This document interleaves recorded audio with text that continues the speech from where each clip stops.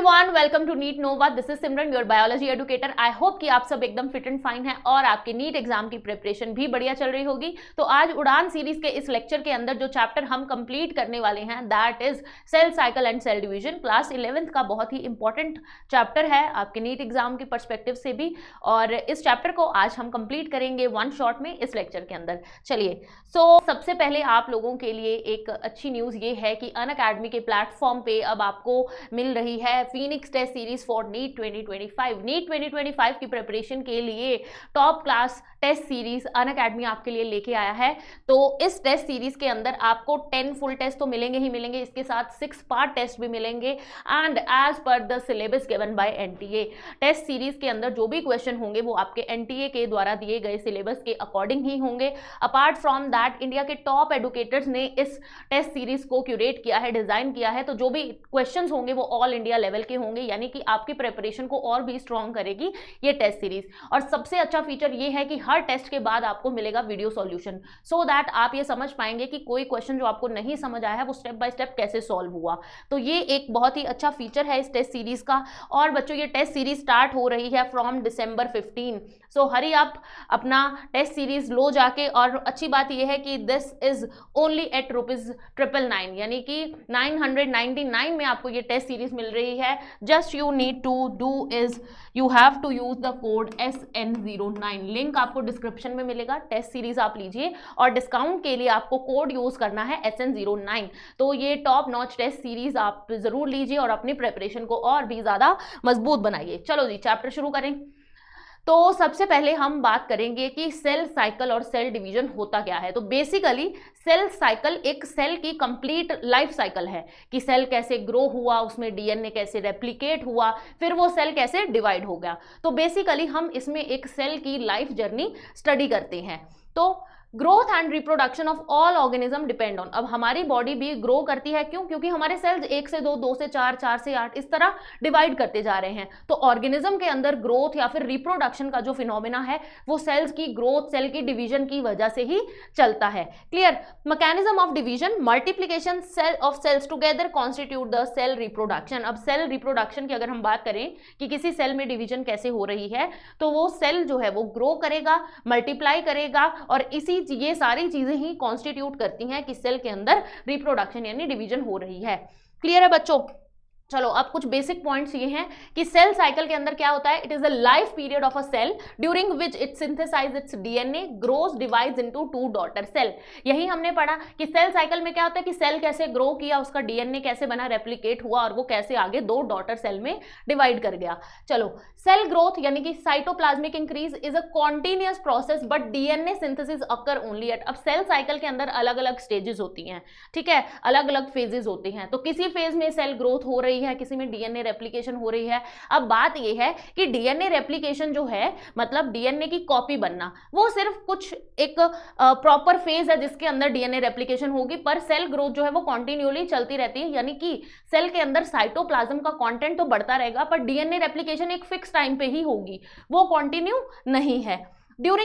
Duration of cell cycle varies in each organism and cell type to cell type. अब हर cell type या फिर organism के अंदर ये जो लाइफ साइकिल है सेल का, उसकी ड्यूरेशन अलग अलग हो सकती है। For example, duration of typical eukaryotic cell यानी कि ह्यूमन सेल, अगर हम किसी यूकैरियोटिक सेल की बात करें तो उसमें सेल साइकिल की ड्यूरेशन क्या है? 24 आवर्स, यानी कि 24 आवर्स लगते हैं किसी सेल को ग्रो करने में, उसका डीएनए रेप्लिकेट होने में और फिर उसको डिवाइड होने में। बट यीस्ट की अगर हम बात करें तो ये काम सिर्फ 90 मिनट्स में ही हो जाता है। जहां यूकैरियोटिक सेल, ह्यूमन सेल में ये काम 24 घंटों में होता है, वहां यीस्ट के अंदर ये सारा काम 90 मिनट्स के अंदर हो जाता है। क्लियर है? अब हम बात करेंगे कि सेल साइकिल के कौन से फेजेस हैं। अभी हमने बात की कि अलग अलग फेजेस हैं, किसी में सेल ग्रोथ हो रही है, किसी में डीएनए रेप्लिकेशन हो रहा है, किसी में सेल डिवाइड कर रहे हैं, उनकी मल्टीप्लिकेशन हो रही है। तो वो सारे फेजेस कौन से हैं? अब यहाँ आपके सामने एक डायग्राम है जिसमें आपको phases of cell cycle represent किए गए हैं। तो सेल साइकिल के 2 फेजेस हैं, interphase and M phase. Interphase की हम बात करें बच्चों तो यहां से लेके और यहां तक ये सारा है हमारे पास interface. Let me make it clear. ये सारा इतना पोर्शन जो है वो सेल साइकिल का क्या है, इंटरफेस, जिसमें ग्रोथ होती रहेगी सेल की। बट ये जो फेस है दिस इज एम फेस। इस फेस में क्या होगा, सेल मल्टीप्लाई करेगा, उनके अंदर एक सेल से दो सेल जो बनना है वो इस एम फेस के अंदर होगा, यानी कि ये सेल का डिवीजन फेस है। अब ये जो इंटरफेस है इसमें भी आगे अलग अलग सब फेजेस हैं, जैसे G1 फेस जिसमें क्या होगी, सेल ग्रोथ होगी। देन S फेस जो कि सिंथेसिस फेस होता है, जिसमें डीएनए रेप्लिकेट करता है, यानी डीएनए की कॉपी कहाँ बनेगी, इस S फेस के अंदर। देन आता है G2 फेस की, अब सेल ने डिवाइड करना है, एक से दो सेल बनने, तो उसके लिए प्रिपेयर करता है, here preparation for mitosis occurs. तो तीन फेस है, G1 face, S face, G2 face. अब कई बार क्या होता है, सेल एक रेस्टिंग स्टेट में चला जाता है। अब G1 फेज से मतलब सेल ग्रोथ से पहले वो एक रेस्टिंग स्टेट में चला जाता है, जिसको हम बोलते हैं G0 फेज। क्लियर, इनको हम डिस्कस करेंगे वन बाय वन। अभी हमने बात की कि सेल साइकिल में क्या है, दो फेजेस हैं। कौन से दो फेज, इंटरफेस और एम फेज। इंटरफेस को क्या बोलते हैं, रेस्टिंग फेज, जिसमें सेल डिवाइड नहीं कर रहा है। अब it is the phase between successive M phase. अब मतलब एक एम फेज अगर हम ये मान के चलें कि एक सेल डिवाइड हुआ, फिर वो इंटरफेस में एंटर हुआ, फिर सेल की डिवीजन हुई, तो मतलब ये इसी तरह साइक्लिक पैटर्न में चल रहा है। तो एम फेज के बाद इंटरफेस, इंटरफेस के बाद फिर एम फेज, मतलब इसी तरह चल रहा है। तो मतलब क्या हम बोल सकते हैं कि इंटरफेस जो है वो दो एम फेज के बीच में आता है। Simple. It include cell growth and DNA synthesis. ये हमने अभी पढ़ा कि G1 में सेल ग्रोथ होगी, एस फेज में क्या होगा, डीएनए सिंथेसिस होगी। It last more than 95% of duration of cell cycle. ये बहुत ही लंबा फेज है। इंटरफेस जो है वो 95% टाइम जो है वो सेल साइकिल का यही कंज्यूम करता है। मतलब सिर्फ 5% टाइम जो है वो किसको मिलता है, एम फेज को। अब इसके जो तीन सब फेजेस हैं वो हैं these are G1 face, S face and G2 face. G1 face की बात करें, सबसे पहला फेस ये हमने स्टडी किया, इसमें क्या होता है, सेल की ग्रोथ हो रही है, continuous growth of cell. Cell जो है वो मेटाबॉलिकली एक्टिव हो जाता है, क्योंकि अब आगे उसने डीएनए रेप्लिकेशन करनी है। इसके बाद एस फेस आना है, वहां पे क्या होनी है, डीएनए की रेप्लिकेशन। तो अब सेल अपने आप को एक्टिव कर रहा है कि आगे चल के उसका डीएनए रेप्लिकेट कर पाए। तो डीएनए रेप्लिकेशन के लिए मशीनरी जो है, जो भी सेल के अंदर प्रिपरेशन होनी है इस प्रोसेस के लिए, वो होनी शुरू हो जाएगी कब, हमारे G1 फेज के अंदर। Synthesis of RNA and proteins, RNA और कुछ प्रोटीन्स भी जो भी डीएनए रेप्लिकेशन के लिए चाहिए वो बनेंगे हमारे G1 फेज में। देन अगर हम एस फेज की बात करें, ये तो हमें पता चल गया कि यहाँ पे डीएनए रेप्लिकेशन होनी है, ठीक है। डीएनए रेप्लिकेशन होगी, अमाउंट ऑफ डीएनए पर सेल जो है वो डबल हो जाएगा। डीएनए रेप्लिकेट हो गया, डीएनए की एक और कॉपी बन गई है, मतलब कि उसकी अमाउंट डबल हो गई है। बट क्रोमोसोम नंबर जो है वो क्या होगा, इट रिमेन्स सेम, वो इंक्रीज नहीं होगा। क्लियर, डीएनए बड़ा है, क्रोमोसोम तो उतने ही है, क्रोमोसोम नंबर में कोई चेंज नहीं आएगा। एनिमल सेल की बात करें तो रेप्लिकेशन जो है it begins in the nucleus and the centriole duplicates in the cytoplasm. DNA replication कहाँ होगी, न्यूक्लियस के अंदर, और जो सेंट्रियोल है वो कहाँ डुप्लीकेट होगा, साइटोप्लाज्म के अंदर। ये आपको याद रखना है, पेपर में पूछ लिया जाता है कि इनमें से कौन सा इवेंट जो है वो साइटोप्लाज्म में हो रहा है, कौन सा न्यूक्लियस में हो रहा है। तो आपको ये ध्यान रखना है कि डीएनए न्यूक्लियस के अंदर होगा रेप्लिकेट, और साइटोप्लाज्म के अंदर क्या होगा, हमारा सेंट्रियोल डुप्लीकेशन होगी। क्लियर। देन आता है हमारे पास लास्ट में G2 phase. G2 phase second growth phase है, यहाँ ग्रोथ हुई, उसके बाद ग्रोथ कहाँ हो रही है, यहाँ पे G2 फेज में। सेल ग्रोथ कंटिन्यू रहेगी, आरएनए प्रोटीन फॉर्मेशन कंटिन्यू रहेगी। अब सेल जो है वो माइटोसिस के लिए खुद को प्रिपेयर करेगा। आगे एम फेज आना है, तो माइटोसिस या मियोसिस जो भी डिवीजन सेल के अंदर होनी है उसके लिए खुद को प्रिपेयर करेगा G2 फेज के अंदर। चलो अब हम बात करें अगर एम फेज की। अब यहाँ आप समझिए, एम फेज के अंदर दो चीजें होती हैं, कैरियोकाइनेसिस एंड साइटोकाइनेसिस। अगर हम एम फेज को लिखें, एम फेज के अंदर दो चीजें आएंगी, कैरियोकाइनेसिस। कैरियोकाइनेसिस होता है कि न्यूक्लियस की डिवीजन, एंड सेकंड चीज क्या आएगी बच्चों, साइटोकाइनेसिस। अब कैरियोकाइनेसिस में भी आगे चार फेज आते हैं, जिनमें होता है हमारा prophase, metaphase, anaphase and telophase. तो ये चार फेजेस आपको देखने को मिलते हैं कैरियोकाइनेसिस के अंदर। मतलब न्यूक्लियर डिवीजन के लिए भी आगे चार स्टेप्स हैं, प्रोफेज, मेटाफेज, एनाफेज, टीलोफेज, चार स्टेप्स होंगे। उसके बाद साइटोप्लाज्म डिवाइड होगा, यानी साइटोकाइनेसिस होगी। तो यहां भी आप देख सकते हो एम फेज के अंदर प्रोफेज, मेटाफेज, एनाफेज, टीलोफेज, यानी कि ये सब क्या है, ये है हमारी कैरियोकाइनेसिस। उसके बाद होगी साइटोकाइनेसिस। क्लियर। चलिए अब एम फेज की बात करें, यानी कि इसमें सेल की मल्टीप्लीकेशन होनी है, माइटोसिस होगी। It represent the actual cell division, यानी कि एक्चुअली सेल जो है वो कैसे डिवाइड करता है, माइटोसिस कैसे होगी, वो हम इसके अंदर स्टडी करेंगे। ह्यूमन सेल की अगर हम बात करें तो 1 घंटे में, मतलब ये जो एम फेज है वो 1 घंटे में ही 1 आवर इसकी ड्यूरेशन है। ह्यूमन सेल की बात करें, एम फेज में क्या आता है, कैरियोकाइनेसिस अभी पढ़ा हमने, यानी कि न्यूक्लियर डिवीजन। उसके अलावा होती है साइटोकाइनेसिस, यानी कि डिवीजन ऑफ साइटोप्लाज्म। दोनों टर्म्स क्लियर है। Then some cells do not show division, example heart cell. कुछ सेल्स ऐसे हैं जिनमें डिवीजन नहीं होती, जैसे कि हमारे हार्ट के सेल्स। क्लियर है इतना? चलो, अब कुछ सेल ऐसे हैं जो कभी कभी डिवाइड करते हैं सिर्फ डैमेज सेल को रिप्लेस करने के लिए। वैसे वो डिवाइड नहीं करेंगे, पर कहीं भी बॉडी को जरूरत है, कहीं डैमेज हो गया, सेल डिस्ट्रक्शन हो गई, तब वो डिवाइड करेंगे ताकि उनकी जगह ले पाए। तो बॉडी के अंदर डैमेज सेल को रिप्लेस करने के लिए कुछ कुछ सेल ऐसे हैं जो तभी डिवाइड करते हैं। क्लियर? अब कुछ सेल ऐसे हैं जो दोबारा डिवाइड नहीं करते, मतलब जो दोबारा सेल साइकिल में एंटर नहीं करते। तो वो जब वो दोबारा सेल साइकिल में एंटर नहीं करते तो वो एम फेज के बाद एक रेस्टिंग स्टेट में चले जाते हैं, जिसको बोलते हैं क्विसेंट स्टेज, मतलब एक इनएक्टिव स्टेज, जहां पे वो आगे डिवीजन में पार्टिसिपेट नहीं करते, उनमें आगे ग्रोथ नहीं होती, वो प्रॉपर सेल साइकिल में पार्टिसिपेट नहीं करेंगे, वो एक इनएक्टिव स्टेट में चले गए, जिसको बोलते हैं हम जी नॉड या फिर quiescent stage. Clear? Such cell remain metabolically active but do not proliferate. ऐसे सेल जो हैं उनका मेटाबॉलिज्म चल रहा है, बट वो आगे ग्रो नहीं कर रहे हैं, डीएनए रेप्लिकेशन नहीं कर रहे हैं, डिवाइड नहीं कर रहे हैं, तो वो सेल साइकिल उनमें नहीं चल रहा है। ये डिपिक्ट किया हुआ है यहाँ इस डायग्राम में, देखिए जी नॉट फेज। तो मतलब सेल्स जो हैं वो एम फेज के बाद अब आगे जी1 फेज में एंटर नहीं कर रहे हैं, वो कहाँ चले गए, G naught stage, inactive quiescent stage पे चले गए, जहां ये वैसे एक्टिव हैं, मेटाबॉलिज्म चल रहा है, पर ये सेल साइकिल में एंटर नहीं कर रहे, रेस्ट कर रहे हैं, इनएक्टिव पड़े हैं। क्लियर है? चलो, अब हम बात करेंगे कि प्रॉपर जो हमारा सेल मल्टीप्लिकेशन है, एम फेज है, वो कैसे चलता है। माइटोसिस की डिवीजन स्टडी करेंगे हम। अब ये जो डिवीजन है माइटोसिस की, अगर हम बात करें तो ये डिप्लॉयड सेल्स में होती है, सोमेटिक सेल्स में होगी, और किन टाइप के सेल्स में, जो कि डिप्लॉयड हैं। It occurs in somatic cell and it is seen in the diploid cells. अब ये माइटोसिस एक ऐसी डिवीजन है जिसमें हमारे क्रोमोसोम नंबर पे कोई असर नहीं होता है। अगर एक सेल डिप्लॉयड है, 2n नंबर ऑफ क्रोमोसोम है, तो वो 2n ही रहेंगे।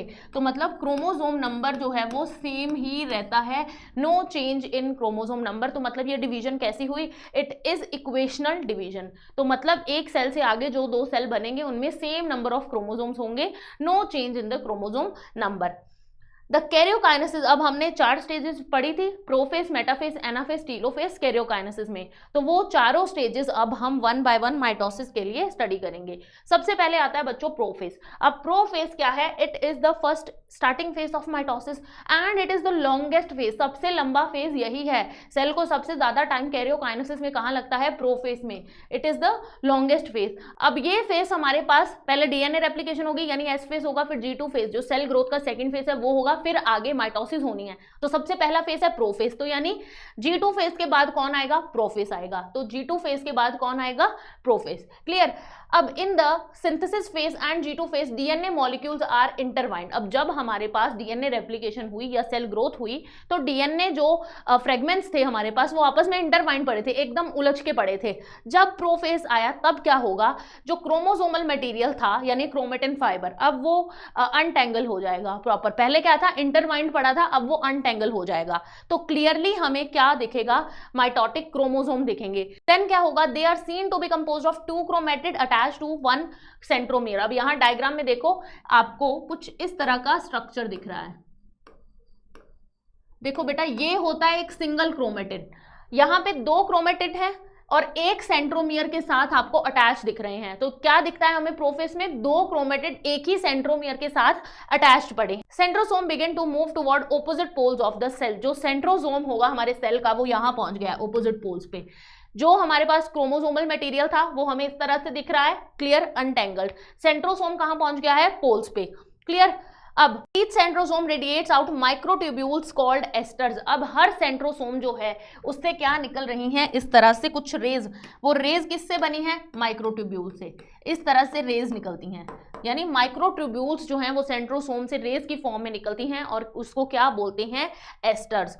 The 2 esters together with the spindle fibers form the mitotic apparatus। और ये दोनों एस्टर्स जो निकलते हैं इनको स्पिंडल फाइबर्स के साथ क्या बोलते हैं, mitotic apparatus. Cells at the end of prophase do not show. अब जब प्रोफेज का एंड आता है, ये लॉन्गेस्ट फेज है, चल रहा है, जब इसका एंड आएगा तो ना तो सेल हमारे पास सेल के अंदर गोल्जी अपरेटस होगा, ना ही न्यूक्लियोलस होगा, ना न्यूक्लियर एनवेलप होगा, ना ही एंडोप्लाज्मिक रेटिकुलम होगी। तो कुछ ऑर्गेनेलीज न्यूक्लियोलस और न्यूक्लियर एनवेलप जो है वो डिसअपियर हो जाएंगे eight the end of prophase. तो जब लेट प्रोफेज आएगा तो ये चीजें डिसअपियर हो जाएंगी सेल में। अब आता है आगे प्रोफेज के बाद मेटाफेज। मेटाफेज में क्या होगा, न्यूक्लियर एनवेलप जो है वो कंप्लीटली हमारा डिसअपियर हो जाएगा and the chromosome spread through the cytoplasm. अब न्यूक्लियर एनवेलप जो है वो डिसअपियर हो गया पूरी तरह से, तो जो भी न्यूक्लियस के अंदर का कंटेंट था वो तो पूरे साइटोप्लाज्म में फैल जाएगा क्योंकि कोई बाउंड्री नहीं है। तो पूरे सेल के अंदर हमारे जो क्रोमोसोमल मटेरियल था वो फैल गया, स्प्रेड हो गया साइटोप्लाज्म में। Chromosome come to lie at equator. जो ये हमारे क्रोमोसोम थे अब वो कहाँ आ गए हैं, इक्वेटर पे। मेटाफेजिक प्लेट पे अरेंज हो जाएंगे इन द मेटाफेज। क्या होगा, इक्वेटर पे आएंगे हमारे क्रोमोसोम एंड क्रोमोसोम जो है वो अलाइन हो जाएंगे एट मेटाफेज प्लेट। मेटाफेज के अंदर इक्वेटर पे क्रोमोसोम अरेंज हो जाएंगे और इसको हम बोलते हैं कि मेटाफेजिक प्लेट। क्लियर है बच्चों। Spindle fibres from both poles are connected to chromatids by their kinetochores in centromere. अब ये थे स्पिंडल फाइबर्स जो ये एस्टर से ओरिजिनेट हो रहे थे। ये स्पिंडल फाइबर्स जो हैं वो इनके सेंट्रोमियर के कोनेटोकोर से अटैच होंगे। अगर ये हमारे पास सेंट्रोमियर है तो इसके कोनेटोकोर से इस तरह से स्पिंडल फाइबर्स अटैच होंगे। क्लियर, ये था हमारा मेटाफेज। अब एनाफेज में क्या होगा, जो ये हमारे पास क्रोमोसोम्स अरेंज हुए हैं इनके क्रोमेटिड जो है वो सेपरेट हो जाएंगे और ऑपोजिट पोल्स की तरफ मूव करेंगे। क्या होगा, शॉर्टेस्ट फेज है, centromere of each chromosome divide longitudinally resulting in formation of 2 daughter chromatid. जो पूरा ये इस तरह से हमारा क्रोमोसोम अरेंज हुआ था, अब इसके अंदर डिवीजन होगी और इस तरह से ये क्रोमेटिड जो है वो सेपरेट हो जाएंगे। इसका एक क्रोमेटिड अपर पोल की तरफ जाएगा, दूसरा क्रोमेटिड जो है वो लोअर पोल की तरफ जाएगा। तो ऑपोजिट पोल्स की तरफ जो है वो क्रोमेटिड इस तरह से मूव कर जाएंगे। तो अब जब डॉटर सेल्स आगे डिवीजन होगी तो ये क्रोमेटिड्स एक डॉटर सेल में रह जाएंगे और ये वाले दूसरे में आ जाएंगे। Clear. As the spindle fibers contract, the chromatids have moved from equator to the opposite poles. अब ये स्पिंडल फाइबर्स कॉन्ट्रैक्ट करेंगे और इस तरह से क्रोमेटिड जो है वो ऑपोजिट पोल्स की तरफ प्रॉपर एंड ऑफ जो हमारा पोल्स है वहां तक चले जाएंगे। लास्ट हमारे पास कैरियोकाइनेसिस में आता है टीलोफेज। टीलोफेज में क्या होता है, यहाँ पे कॉन्स्ट्रिक्शन आएगी, सेल एनवेलप के अंदर जो सेल वॉल है उसमें क्या आएगी, एक इस तरह से इन्वेजिनेट हो जाएगा। न्यूक्लियस जो है वो प्रॉपरली अब डिवाइड हो गया, nuclear material, nuclear envelope appear हो गया है। यहाँ आप देखिए प्रॉपर न्यूक्लियर एनवेलप बन गया है। क्रोमोसोमल मटेरियल उस न्यूक्लियर एनवेलप के अंदर है, हमारे जो क्रोमेटिड थे। अभी साइटोप्लाज्म डिवाइड नहीं हुआ है, वो कहाँ होगा, साइटोकाइनेसिस में। तो इसमें क्या होगा, chromosome cluster at opposite poles are uncoil into chromatin fibre. जो क्रोमोसोमल मटेरियल है वो ऑपोजिट पोल्स पे जाके क्रोमेटिन फाइबर की फॉर्म में प्रेजेंट होगा। न्यूक्लियर एनवेलप डेवलप हो जाएगा and the chromosome cluster at each pole. हर एक पोल पे जो क्रोमोसोम क्लस्टर गया है उसके आसपास न्यूक्लियर एनवेलप बन जाएगा। 2 डॉटर न्यूक्लियाई बनेंगे एंड यानी अब हमने यहाँ पे डॉटर न्यूक्लियाई बोला है, डॉटर सेल नहीं बोला है क्योंकि न्यूक्लियस बना है। डॉटर सेल का न्यूक्लियस बना है, साइटोप्लाज्म तो डिवाइड नहीं हुआ है, मतलब सेल वॉल या फिर प्लाज्मा मेम्ब्रेन प्रॉपर्ली डिवाइड नहीं हुई है, अभी सिर्फ न्यूक्लियर एनवेलप बना है डॉटर क्रोमेटिन के अराउंड। गोल्जी अपरेटस एंड हमारा जो एंडोप्लाज्मिक रेटिकुलम है वो भी आ जाएंगे। स्पिंडल फाइबर्स जो है वो प्रॉपर्ली डिसअपियर हो जाएंगे। अब यहाँ पे कोई स्पिंडल फाइबर्स हमें नहीं दिख रहा है, तो ये था टीलोफेज। अब आगे होगी साइटोकाइनेसिस। साइटोकाइनेसिस के अंदर क्या होगा, प्रॉपरली इस तरह से 2 सेल हमारे पास बन जाएंगे, न्यूक्लियस होगा उनके अंदर और हमारा जो क्रोमेटिन फाइबर थे वो इस तरह से प्रेजेंट रहेंगे। क्लियर।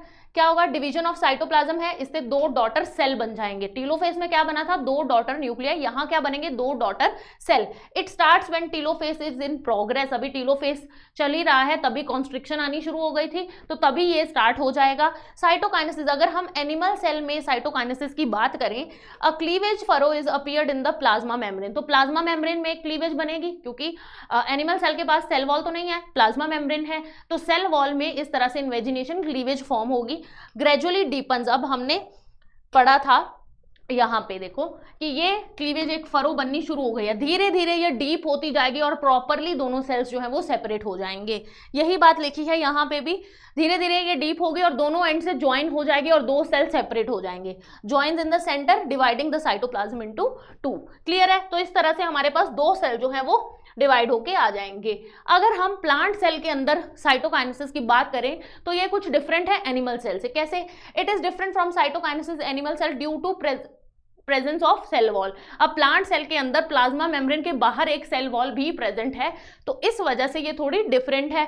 अब हम प्लांट सेल की बात करें तो इसमें क्या होगा कि सेल के अंदर जब सेल डिवाइड कर रहा है तो उसके अंदर टेलोफेज के बाद क्या बनेगा, गोल्जी अपरेटस। हमें पता है कि गोल्जी अपरेटस क्या वेसिकल्स बनाएगा। वो वेसिकल जो है वो दो सेल्स के बीच में आके, अब यहां सपोज इस तरह से हमारा ये सेल डिवाइड कर रहा था, ठीक है, दिस इज अ सेल, और न्यूक्लियस जो है वो इसके अंदर डिवाइड हो चुका है। तो जो गोल्जी अपरेटस ने वेसिकल बनाए वो इस तरह से सेंटर में आके इक्वेटर के पास एक्यूमुलेट हो जाएंगे, ठीक है।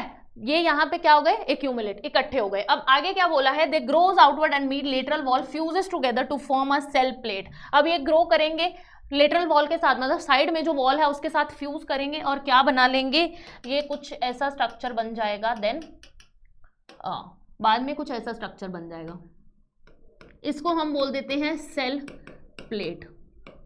क्लियर? अब इसके बाद क्या होगा, the cell plate becomes the middle lamella. पूरी एक प्रॉपर इस तरह से हमें प्रॉपर एक बीच में सेल प्लेट जो है वो डिफरेंशिएटेड होके क्या बना लेगी, मिडल लैमेला। ये दोनों सेल जो हैं वो इस तरह से सेपरेट हो जाएंगे और जो इनके अंदर की ऑर्गेनलीज हैं वो इक्वली डिवाइड हो जाएंगी दोनों सेल्स के अंदर। नाउ अब इन कुछ ऑर्गेनिज्म ऐसे हैं जिनमें karyokinesis is not followed by cytokinesis. Cytokinesis होती नहीं है, तो मतलब मल्टी न्यूक्लियर एक स्ट्रक्चर बन जाता है, बहुत सारे न्यूक्लियस होते हैं, साइटोप्लाज्म डिवाइड ही नहीं किया। तो इस कंडीशन को हम बोलते हैं सिंसीशियम। क्या बन गया है, मल्टी न्यूक्लियस कंडीशन है, साइटोप्लाज्म में बहुत सारे न्यूक्लियस हैं और इसी को हम बोलते हैं सिंसीशियम। और इसकी एग्जांपल क्या है, लिक्विड एंडोस्पर्म इन कोकोनट। जो कोकोनट वाटर है वो इन एक्चुअल क्या है, सिंसीशियम। बहुत सारे न्यूक्लियस हैं बट साइटोप्लाज्म डिवाइड नहीं है। Example is the liquid endosperm in coconut. Clear है? चलो जी, आगे आता है सिग्निफिकेंस ऑफ माइटोसिस। माइटोसिस का फंक्शन क्या है, क्यों जरूरी है ये सेल डिवीजन हमारी बॉडी के अंदर।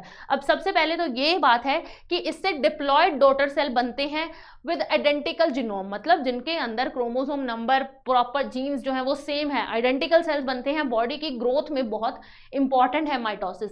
It helps to retain same chromosome number रहता है। सारे सोमेटिक सेल्स, अब हमारी बॉडी के सेल्स जो ग्रो कर रहे हैं वो माइटोसिस से ही ग्रो कर रहे हैं। सोमेटिक सेल्स जो हैं, जितने भी जर्म सेल में मेयोसिस होगी, सोमेटिक सेल में माइटोसिस होगी। तो सोमेटिक सेल की ग्रोथ किस पे डिपेंड करती है, माइटोसिस डिवीजन पे। It helps in the body growth of multi cellular organism. जितने भी मल्टी सेलुलर ऑर्गेनिज्म है उनकी बॉडी कैसे ग्रो करेगी, माइटोसिस से। Mitosis in meristematic tissue help in continuous growth of plants through out the life. जो meristematic tissue है plant के, एपिकल मेरिस्टम हो गया, इंटरकैलरी लेटरल मेरिस्टम, इनमें माइटोसिस ही होती है, तभी प्लांट के अंदर भी ग्रोथ होगी, चाहे हाइट है चाहे उसकी गर्थ है। तो प्लांट्स के अंदर मेरिस्टेमेटिक टिश्यू में भी माइटोसिस होती है, तभी उनमें ग्रोथ होती है। It restores the nucleocytoplasmic ratio that disturbed due to cell growth. अब सेल ग्रोथ के अंदर क्या होता है, हमने पढ़ा था कि साइटोप्लाज्म इंक्रीज करता है। अब साइटोप्लाज्म इंक्रीज कर रहा है बट अगर एम फेस ना आए, माइटोसिस ना हो, तो साइटोप्लाज्म बहुत ज्यादा हो जाएगा, न्यूक्लियस जो है वो कम रह जाएगा। तो इस न्यूक्लियस को डिवाइड करना पड़ेगा ताकि न्यूक्लियस और साइटोप्लाज्म की रेशियो जो है वो बैलेंस की जा सके। It helps in cell repair and replacement. अब कुछ सेल हमने पढ़ा था कि उनमें तो माइटोसिस एम फेस आता ही तब है जब रिपेयर या रिप्लेस करना हो किसी डैमेज सेल को, तो उसमें भी ये इंपॉर्टेंट है। Example, cell of upper layer of epidermis, lining of gut and blood cell. ये जो हमारे सेल हैं ये इनमें माइटोसिस तभी होती है जब इनको डैमेज सेल्स को रिपेयर करना हो, रिप्लेस करना हो। क्लियर है?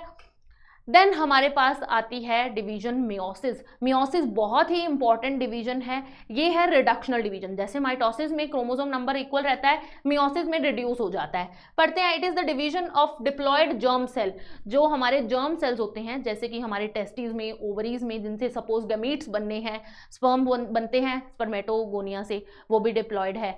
हमारा ओवम बनता है ऊगोनिया से, वो भी डिप्लॉयड है। तो यानी ये जो डिप्लॉयड ऊगोनिया या डिप्लॉयड स्पर्मेटोजोआ थे, जर्म सेल्स, ये इनमें होगी मियोसिस, सो दैट आगे इनसे हैप्लॉइड गैमीट्स बन सके। It reduces the chromosome number forming haploid daughter cell या फिर गैमीट्स। क्लियर है?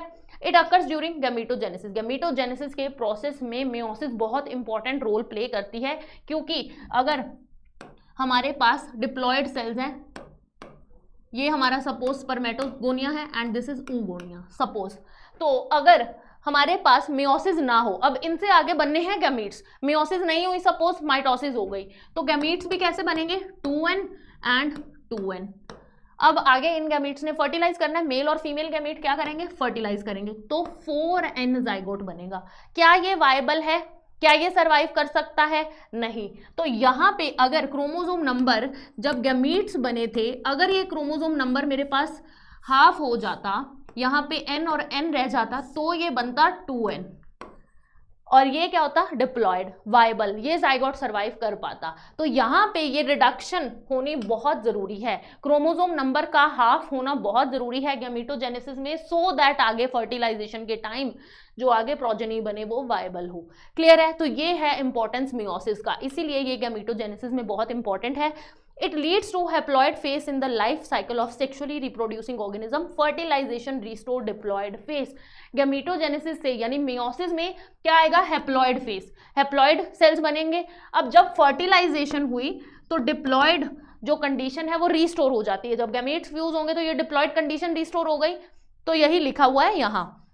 I hope that is clear. अब हम मियोसिस को आराम से समझेंगे, बिकॉज ये थोड़ा कॉम्प्लिकेटेड है माइटोसिस के कंपैरेटिवली, इसको अच्छे से पढ़ेंगे। ये जो टर्म थी मियोसिस वो किसने दी, फार्मर एंड मुरे, दो बायोलॉजिस्ट थे, दो साइंटिस्ट थे, उन्होंने ये टर्म दी। ये कैसी सेल डिवीजन है जिसमें हमारा जो क्रोमोसोम नंबर है वो रिड्यूस होता है, यानी 2n से n रह जाएगा। अब इसके अंदर अब ये हमें क्रोमोसोम रिडक्शन करानी है, वो कैसे होगी रिडक्शन, ऐसा क्या खास स्टेप होगा माइटोसिस से अलग कि इसमें क्रोमोसोम नंबर हाफ रह जाए। तो इसके लिए क्या होता है बच्चों, 1 round of DNA replication, S phase में एक बार डीएनए तो रेप्लिकेट करेगा ही, बट उसके बाद जो एम फेज है उसके 2 राउंड चलते हैं, यानी मियोसिस 1 एंड मियोसिस 2। क्रोमोसोम जहां सेपरेट होने हैं, सेग्रीगेट होने हैं, वो 2 राउंड चलेंगे, मियोसिस 1 एंड मियोसिस 2। तो पहले हमारे पास जी नोट फेज था, पहले सेल था रेस्टिंग स्टेट, इनएक्टिव स्टेज में पड़ा है, देन वो ग्रोथ साइकिल में एंटर हुआ, G1 फेज आया। अब इस सेल में आप देखिए मेरे पास है 2 क्रोमेटिड, अब ये हर एक क्रोमेटिड जो है इसका डीएनए रेप्लिकेट करेगा, तो मेरे पास 2 क्रोमेटिड बन जाएंगी, 2 क्रोमेटिड बन गई। क्रोमोसोम्स जो थे मेरे पास कितने हैं, 2 क्रोमोसोम है। यहाँ पे जो हमारे पास प्लॉइडी लेवल है वो कितना रहेगा 2n, no change in ploidy level. Clear, then G2 phase again एक ग्रोथ फेस आएगा, उसके बाद हमारा आता है M फेस। क्लियर, अब बच्चों यहां समझो कि M फेज जब आएगा तो उसमें पहले होगी मियोसिस 1, हमने पढ़ा कि 2 साइकिल चलेंगे सेल डिवीजन के, मियोसिस 1 मियोसिस 2। तो मियोसिस 1 के बाद जो सेल बनेंगे, जैसे माइटोसिस के बाद 2 सेल बने थे, मियोसिस के बाद जो सेल बनेंगे वो आगे किसमें एंटर करेंगे, मियोसिस 2 में, उनमें क्या चलेगी मियोसिस 2। तो हर एक मियोसिस डिवीजन के, जैसे माइटोसिस में 4 फेज थे, प्रोफेज, मेटाफेज, एनाफेज, टीलोफेज, उसी तरह मियोसिस में भी 4 फेज होंगे, prophase 1, metaphase 1, anaphase 1, telophase 1। Similarly meiosis 2 में prophase 2, metaphase 2, telophase 2, anaphase 2 and telophase 2, और इसके बाद होगी इनकी साइटोकाइनेसिस। क्लियर है बच्चों, चलो अब पहले हम मियोसिस 1 की बात करते हैं, और इसमें हम पहले पढ़ेंगे प्रोफेज 1। प्रोफेज 1 में क्या होगा, 4 सब फेस हैं, इसके भी 4 सब फेस हैं, leptotene, zygotene, pachytene, diplotene and diakinesis एक फेस आता है, इन टोटल 5 कह देते हैं। तो लेप्टोटीन में क्या होता है कि हमारे पास ये जो क्रोमोसोम है वो इतने क्लोजली प्रेजेंट होते हैं, चिपके हुए प्रेजेंट होते हैं कि ऐसे लगता है कि ये एक ही क्रोमोसोम के 2 क्रोमेटिड हों, यानी कि ये 2 मेरे पास क्रोमोसोम हैं पर ये आपस में इतने चिपके हुए प्रेजेंट होते हैं, इतने पास पास थिन फिलामेंटस से अपीयर होते हैं कि ऐसे लगता है कि ये एक ही क्रोमोसोम है और ये 2 उसके क्रोमेटिड फाइबर्स होंगे। ठीक है, क्लियर है इतनी बात कि ये सिंगल हमें लगता है, एक ही क्रोमोसोम जैसा अपीयर होता है। क्रोमेटिड जो है वो एकदम न्यूक्लियर एनवेलप के पास प्रेजेंट होंगे, एंड्स जो है उनके न्यूक्लियर एनवेलप से अटैच होंगे। अब यहाँ पे बच्चों इस स्टेज को हम क्या बोलते हैं, बुके स्टेज। और जब हमें 2 अलग अलग क्रोमोसोम एक क्रोमोसोम जैसा अपीयर होता है, इतना चिपका हुआ है, तो उसको हम बोलते हैं डाइयाड। क्लियर है, तो प्रोफेज के लेप्टोटीन में हमारे पास क्या है, सिर्फ 2 क्रोमोसोम हैं जो चिपके हुए प्रेजेंट है, ऐसे लगता है कि एक ही क्रोमोसोम के 2 क्रोमेटिड हों। ये है हमारी लेप्टोटीन की कहानी। आगे क्या होगा, जब हमारे पास आई जाइगोटीन स्टेज, जाइगोटीन में साइनेप्सिस होगी, ये जो 2 क्रोमोसोम थे। अब एक बात यहां समझो, ये है मेरे पास एक क्रोमेटिड, ठीक है, जब 2 क्रोमेटिड एक सेंट्रोमियर से ज्वाइंट है, इसको मैंने बोला एक क्रोमोसोम।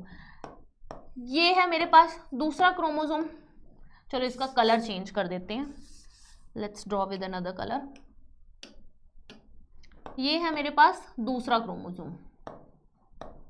अब ये एक जैसे क्रोमोसोम है, इनको मैं बोल दूंगी होमोलोगस क्रोमोसोम, जो आपस में एक जैसे दिखते होंगे।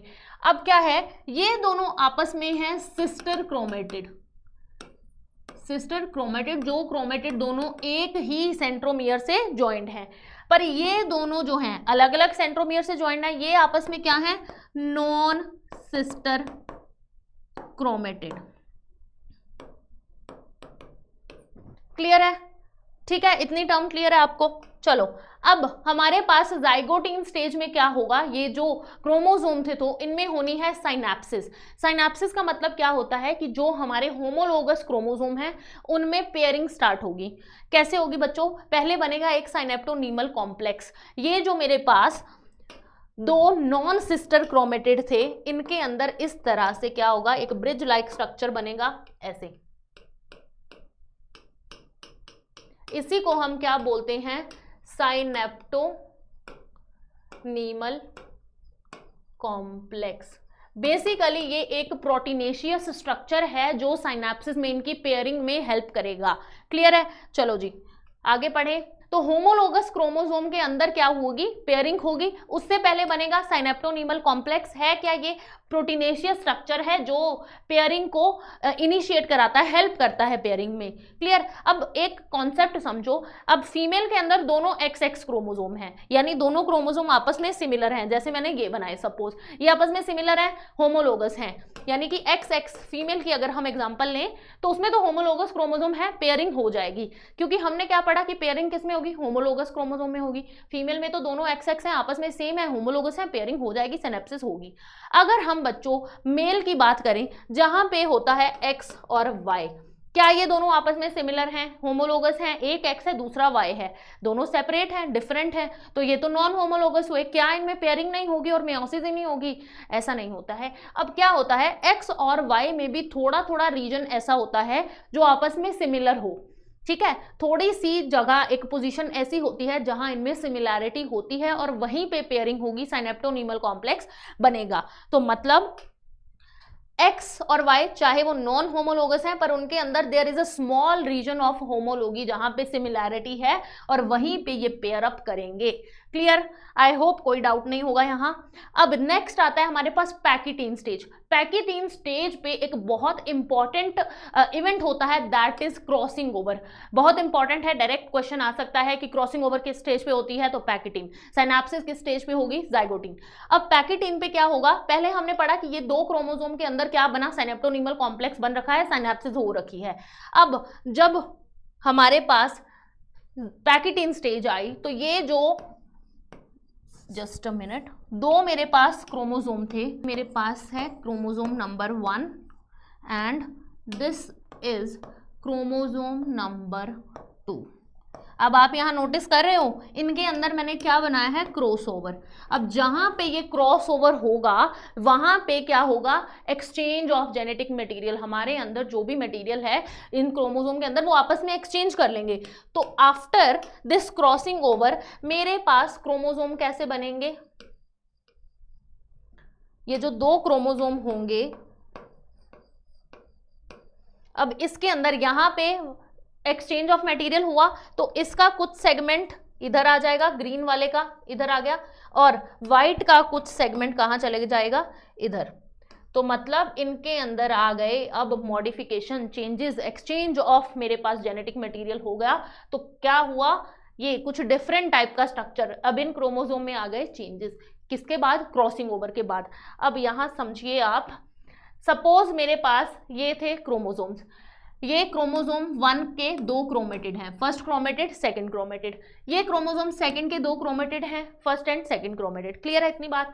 अब यहां मैंने ये क्रॉसिंग ओवर इधर शो किया है, तो मतलब ये वाला जो क्रोमेटिड है और ये क्रोमेटिड, यानी कि ये क्रोमेटिड और ये क्रोमेटिड, इनमें तो कोई क्रॉसिंग ओवर नहीं हुई, यानी नो चेंज। फर्स्ट और लास्ट मेरे पास सेम एज इट इज बना दिए मैंने। जो मेरे पास ये इनके ये वाले क्रोमेटिड थे जिनमें मैंने ये क्रॉसओवर शो किया है, उनमें क्या होता है, सपोज मैंने, चलो आपको ब्लैंक स्लाइड पे समझा दें। सपोज बच्चों यहां पे ये था मेरे पास एक क्रोमोसोम, इस पे जीन्स हैं A एंड B, ये उसी का दूसरा chromatid A and B। Then हमारे पास जो ग्रीन वाला क्रोमोसोम था, ये था क्रोमोसोम 1, ये है क्रोमोसोम 2। इस पे जीन्स हैं ए एंड बी स्मॉल वाले, अगेन ए एंड बी। ये इसका सेंट्रोमियर, ये इसका सेंट्रोमियर, और हमारे पास, ठीक है। अब इतना क्लियर है कि दोनों क्रोमोसोम्स के मैंने दोनों क्रोमेटिड बना दिए। अब जब क्रॉसिंग ओवर होगी तब क्या होगा, तब इस तरह से, यहां इस तरह से क्रॉस बनेगा।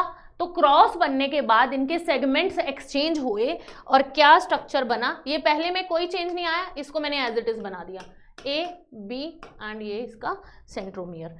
सेकंड वाले में क्या हुआ, मेरे पास इतनी सेगमेंट के बाद अब ये वाली सेगमेंट आएगी, तो मतलब ये ए एज इट इज रहेगा, उसके बाद सेगमेंट कौन सी आ गई, ये ग्रीन वाली। बी जो था वो कहां से आ गया, उधर चला गया, तो यहां पे क्या बन गया, ये इस तरह से। देन मेरे पास यहां पे इतनी सेगमेंट तो इसकी रही, दूसरी बाकी सेगमेंट किसकी आ गई, दूसरे वाले क्रोमोसोम में से, तो मतलब कुछ इस तरह बन जाएगा। क्लियर है, आई होप आपको समझ आ रहा है। और जो मेरे पास लास्ट ये क्रोमेटिड था उसमें तो कुछ चेंज नहीं हुआ, तो वो as it is. Clear, I hope आपको क्रॉसिंग ओवर समझ आ गई है। तो इस तरह से मेरे पास सेगमेंट्स एक्सचेंज हो जाएंगे और इसी प्रोसेस को हम बोलते हैं क्रॉसिंग ओवर। चलो नेक्स्ट हमारे पास आती है fourth stage, that is diplotene stage. अब डिप्लोटीन में क्या होता है कि ये जहां पे क्रॉसिंग ओवर हुई थी अब उन्होंने सेपरेट होना है, अलग होगा, ठीक है। साइनेप्टोनीमल कॉम्प्लेक्स जो है वो धीरे धीरे डिसॉल्व होने, जो पेयरिंग के लिए कॉम्प्लेक्स बना था वो डिसॉल्व होने लग जाता है। oocyte की अगर हम बात करें तो ये जो डिप्लोटीन स्टेज है, जो फीमेल oocyte है उसमें डिप्लोटीन स्टेज पे आके मियोसिस रुक जाती है। फीटस के अंदर ही, जब फीमेल की फीटस स्टेज होती है तब ये मियोसिस चल रही है, पर वो प्रोफेस 1 के डिप्लोटीन 1 पे रुक जाती है और वो दोबारा फीमेल का बर्थ हो जाता है, चाइल्डहुड बीत जाता है, प्यूबर्टी आने पे ये डिप्लोटीन स्टार्ट होती है। तो मतलब बहुत सारे सालों तक डिप्लोटीन स्टेज जो है वो चलती रहती है। इसमें क्या होगा, फॉर्मेशन ऑफ कियाजमेटा। अब जहां पे मेरे पास ये नॉन सिस्टर क्रोमेटिड इस तरह अलग रहेंगे, जो उनका last point of attachment terminally रह जाएगा उसको हम क्या बोलते हैं, कियाजमेटा। देन हमारे पास आती है स्टेज डायकाइनेसिस। डायकाइनेसिस में क्या होगा, अब ये लेट प्रोफेस है, प्रोफेस का एंड है, यहाँ पे न्यूक्लियर एनवेलप, न्यूक्लियोलस दोनों कंप्लीटली डिसअपियर हो जाएंगे। Terminalization of chiasmata is completed. जो कियाजमेटा है वो प्रॉपरली एकदम एंड पॉइंट, टर्मिनल एंड पे आ जाएगी। तो ये चीजें होती हैं डायकाइनेसिस में। नेक्स्ट हमारे पास अब प्रोफेस 1 कंप्लीट हुआ, प्रोफेस के एंड में न्यूक्लियर एनवेलप जो था वो एकदम डिसअपियर हो गया, न्यूक्लियोलस भी डिसअपियर हो गया। मेटाफेज में क्या होगा, जो ये होमोलोगस क्रोमोसोम थे वो मेटाफेज प्लेट में, जैसे माइटोसिस में हुआ था, मेटाफेज प्लेट पे क्रोमोसोम आके लाई कर गए थे। अब ये दोनों होमोलोगस क्रोमोसोम जो है वो एक दूसरे के ऑपोजिट इस तरह से लाई करेंगे। क्लियर, अब यहाँ पे सेंट्रियोल ऑपोजिट पोल पे होंगे, उसी तरह एस्ट्रल रेस बनेंगे, काइनेटोकोर के साथ ज्वाइन होंगे। ये सब चीजें हमने माइटोसिस में भी पढ़ी। अब आगे क्या होगा, एनाफेज में ये जो होमोलोगस क्रोमोसोम थे ये सेपरेट हुए, यानी कि दो क्रोमोसोम इस तरह से लाई कर रहे थे। अब एक क्रोमोसोम ऊपर वाले पोल की तरफ गया, दूसरा क्रोमोसोम लोअर पोल की तरफ। तो होमोलोगस क्रोमोसोम जो ये आपस में क्या थे, होमोलोगस क्रोमोसोम थे, वो सेपरेट हो रहे हैं, ऑपोजिट पोल्स की तरफ मूव कर रहे हैं। या फिर हम ये कह सकते हैं कि ये जो नॉन सिस्टर क्रोमेटिड थे वो सेपरेट हो रहे हैं। Clear, move toward the opposite poles. Then telophase में क्या होगा, हमारे पास प्रॉपर न्यूक्लियर मटेरियल सेग्रीगेट हो जाएगा, न्यूक्लियर एनवेलप बन जाएगा, अभी साइटोकाइनेसिस नहीं हुई है। इस तरह से इन्वेजिनेशन जो है वो हमारे पास प्लाज्मा मेम्ब्रेन में फॉर्म होगी, बट अभी सेल के अंदर साइटोप्लाज्म डिवाइड नहीं हुआ है, सिर्फ कैरियोकाइनेसिस कंप्लीट हुई है, साइटोकाइनेसिस अभी पेंडिंग है। जब साइटोकाइनेसिस होगी तो हमारे पास प्लाज्मा मेम्ब्रेन भी बन जाएगी, दोनों हैप्लॉइड सेल्स हमारे पास बन गए जिनके अंदर एक एक क्रोमोसोम प्रेजेंट है। तो क्रोमोसोम नंबर जो था वो क्या हो गया, रिड्यूस हो गया। पहले इनिशियली 2 क्रोमोसोम थे, अब कितने रह गए हैं, एक एक क्रोमोसोम। क्लियर, तो हमारे पास हैप्लॉइड जो 2 सेल्स थे वो बन के आ गए। अब नेक्स्ट हम बात करें मियोसिस 2 की। मियोसिस 2 जो है वो इक्वेशनल डिवीजन है, इसके अंदर क्रोमोसोम नंबर हाफ नहीं होगा। क्लियर, तो there is no reduction in chromosome number, it is similar to mitosis. जो सेल्स मियोसिस 1 में बने, 2 सेल्स बने मियोसिस 1 में, वो दोनों ही मियोसिस 2 में एंटर करेंगे। अब यहाँ आप इस एक डायग्राम से प्रॉपर समझिए, ये मेरे पास 2 सेल्स बने थे मियोसिस 1 में, ये 2 सेल बने थे मियोसिस 1 से। अब ये दोनों मियोसिस 2 में एंटर कर रहे हैं, तो पहले मियोसिस 2 का आएगा प्रोफेज 2। अब प्रोफेज 2 में उसी तरह जो हमारा सेंट्रोसोम है वो पोल की तरफ होगा, एस्ट्रल रेज निकल रहे हैं उसमें से, ठीक है। जो देखो अब ये इसमें आप देख रहे हो कि व्हाइट वाला जो पोर्शन है उसमें कुछ येलो सेगमेंट है और इस येलो वाले क्रोमोसोम में कुछ व्हाइट सेगमेंट है, यानी कि क्रॉसिंग ओवर के बाद जो इनका मटेरियल एक्सचेंज हुआ था वो वाले क्रोमोसोम है ये। प्रोफेज में एंटर किए, प्रोफेज के बाद आया मेटाफेज। अब ये एक क्रोमोसोम मेटाफेज प्लेट पे इस तरह अरेंज हुआ। अब हमारे सेल के अंदर 23 पेयर्स ऑफ क्रोमोसोम है, मियोसिस सब में चल रही है, सारे क्रोमोसोम पार्टिसिपेट कर रहे हैं, बट फॉर योर कन्वीनियंस हमारी अंडरस्टैंडिंग के लिए हम यहाँ पे एक क्रोमोसोम लेके चल रहे हैं, क्लियर। तो ये एक क्रोमोसोम मेटाफेज प्लेट पे अरेंज हो गया, दोनों में सिमिलर प्रोसेस चल रहा है, ठीक है। अब मेटाफेज प्लेट पे अरेंज होने के बाद जब एनाफेज आया तो इसके दोनों जो सिस्टर क्रोमेटिड थे वो सेपरेट हुए, सिस्टर क्रोमेटिड सेपरेट होके पोल्स की तरफ गए और टीलोफेज में हमारे पास एक एक क्रोमेटिड रह गया, न्यूक्लियर एनवेलप बन गया, एक एक क्रोमेटिड आ गया। तो मतलब जब साइटोकाइनेसिस होगी बच्चों तो हमारे पास इस तरह से 4 सेल बनेंगे, चारों सेल में एक एक क्रोमेटिड होगा, हैप्लॉइड सेल्स हैं, क्रोमोसोम नंबर सेम है, क्लियर। तो हमारे पास क्या आ गए, 4 हैप्लॉइड सेल्स, और ये हमें गैमेटोजेनेसिस में देखने को मिलता है। अब ये पूरा डायग्राम आप यहां से भी समझ सकते हैं, प्रोफेज 1 में प्रॉपर ऐसे चिपके चिपके पड़े हैं, मियोसिस 1 में यहां हम लिख भी देते हैं, ये है हमारा मियोसिस 1। तो मियोसिस 1 के प्रोफेज 1 में हमने क्या पढ़ा था कि एकदम क्रोमोसोम चिपके चिपके पड़ेंगे, ऐसे लगेगा कि एक ही क्रोमोसोम है। तो यहाँ पे इन्होंने 4 क्रोमोसोम लिए, हमने पढ़ने के लिए 2 लिए थे, क्लियर। बस इसमें क्रोमोसोम नंबर 4 ले लिया इन्होंने। तो प्रोफेज 1 में इस तरह से चिपके चिपके क्रोमोसोम पड़े हैं। अब ऐसे यहाँ आप देखिए अच्छे से लग रहा है कि 4 क्रोमोसोम के बजाय हमें ये लग रहा है कि एक ये और दूसरा ये, तो मतलब इतने क्लोजली प्रेजेंट होंगे। मेटाफेज में क्या होगा, मेटाफेज प्लेट पे अरेंज हो गए, एनाफेज में ये आपस में सेपरेट हो जाएंगे, पोल्स पे चले जाएंगे। तो टीलोफेज में क्या होगा, 2 क्रोमोसोम इस सेल में रह जाएंगे, 2 इस सेल में रह जाएंगे। अब ये साइटोकाइनेसिस के बाद का दिखाया हुआ है, क्लियर। जब साइटोकाइनेसिस हो गई तो यहां चली मियोसिस 2। मियोसिस 2 में क्या होगा, ये दोनों सेल्स जो हैं वो मियोसिस 2 में एंटर किए, मेटाफेज प्रोफेज 2 चला, मेटाफेज 2 में ये आपस में अरेंज हो गए मेटाफेज प्लेट पे। एनाफेज में क्या होगा, इनके क्रोमेटिड सिस्टर क्रोमेटिड सेपरेट हुए और पोल्स की तरफ मूव किए। टीलोफेज में क्या होगा, साइटोकाइनेसिस के बाद शो किया है ये, हमारे पास 4 सेल बने, चारों सेल में क्रोमेटिड्स अरेंज हैं, क्रोमेटिड्स प्रेजेंट हैं, क्लियर। तो हमारे पास 4 सेल बने, हैप्लॉइड हैं और क्या प्रेजेंट है इनमें, क्रोमेटिड्स। अब हमने जो डायग्राम पढ़े थे उनमें हमने 2 क्रोमोसोम से स्टार्टिंग की थी, इन्होंने 4 क्रोमोसोम से स्टार्टिंग की है, इसीलिए यहाँ पे 2-2 क्रोमेटिड आए, क्लियर। कोई डिफरेंस नहीं है, क्रोमोसोम नंबर यहाँ आप चाहे 4 की बजाय 8 ले लो, 8 की बजाय ज्यादा ले लो, नो डिफरेंस, क्योंकि हमारे सेल में 23 पेयर्स ऑफ क्रोमोसोम हैं। यहाँ पे हम 2 से पढ़े 4 से पढ़े, हमें कॉन्सेप्ट समझना है, क्लियर है इतनी बात। चलो सिग्निफिकेंस ऑफ मियोसिस की अगर बात करें तो सबसे बड़ा सिग्निफिकेंस तो यही है कि गैमेटोजेनेसिस में मियोसिस का होना बहुत जरूरी है, सो दैट जब फर्टिलाइजेशन हो तो डिप्लॉयड जो क्रोमोसोम नंबर है वो हम रिजर्व कर पाएं। तो it conserve chromosome number of each species, conservation of chromosome number के लिए आफ्टर फर्टिलाइजेशन बहुत जरूरी है। इट कॉजेज जेनेटिक वेरिएशन, अब क्योंकि इसमें क्रॉसिंग ओवर हुई है, मटेरियल एक्सचेंज हुए हैं 2 क्रोमोसोम के बीच में, तो कुछ वेरिएशन आएगी, genetic variation due to crossing over आती है, और ये बहुत इंपॉर्टेंट है एवोल्यूशन के लिए। एवोल्यूशन जब होता है तो 1 जनरेशन टू अदर जनरेशन जो भी डिफरेंस ऑफ कैरेक्टरिस्टिक आता है वो किसकी वजह से होता है, मियोसिस की वजह से। तो आई होप आपको मेयोसिस, माइटोसिस, सेल साइकिल सारा अच्छे से समझ आया। अगर चैप्टर अच्छे से समझ आया है तो सेशन को लाइक कर देना, शेयर कर दो फ्रेंड्स के साथ, और NEET Nova by Unacademy channel को सब्सक्राइब कर लो। मिलते हैं बच्चों अगले सेशन में, till then take care, bye bye.